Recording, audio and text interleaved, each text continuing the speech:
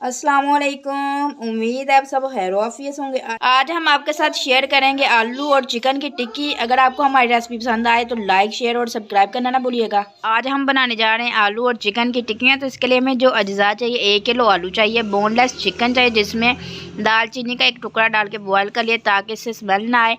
एक medium size का प्याज, 15 सब्ज़ मिर्चें, इन दोनों को अच्छे से चॉप कर लेना है। सब्ज़ धनिया चाहिए, अनारदाना चाहिए, आधा खाने का चम्मच ज़ीरा, 1 खाने का चम्मच खुश्क धनिया, आधा खाने का चम्मच काली मिर्च, आधा खाने का चम्मच लाल मिर्च, आधे खाने का चम्मच अजवाइन, 1 खाने का चम्मच नमक और आधे खाने का चम्मच हल्दी चाहिए। और इसके साथ हमें 2 खाने का चम्मच बेसन चाहिए जिसको हमने अच्छे से तवे के ऊपर भून लिया। ये सब अज्जा चाहिए इसको बनाने के लिए। अब हम चलते हैं इसको बनाने की तरफ। बिस्मिल्लाहिर्रहमानिर्रहीम। 1 किलो आलू को अच्छे से मैश कर लिया है और अब हमने इसमें डाल देना आधा किलो चिकन बोनलेस और इसको अच्छे से रेशे बना लेने। और अब हम इसमें शामिल कर देंगे 15 सब्ज़ मिर्चें, 1 मीडियम साइज़ का प्याज और सब्ज़ धनिया, अनारदाना, ज़ीरा, खुश्क धनिया, काली मिर्च, लाल मिर्च, हल्दी, अजवाइन और अब हम इसमें शामिल कर देंगे भुना हुआ 2 चम्मच बेसन। अब इनको अच्छे से मिला लेंगे।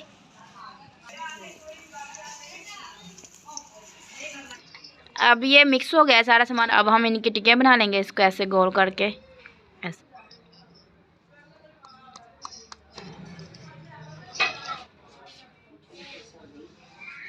इस तरह ही सारी टिक्कियाँ बना लेनी है। अब हम चलते हैं इनको फ्राई करने की तरफ।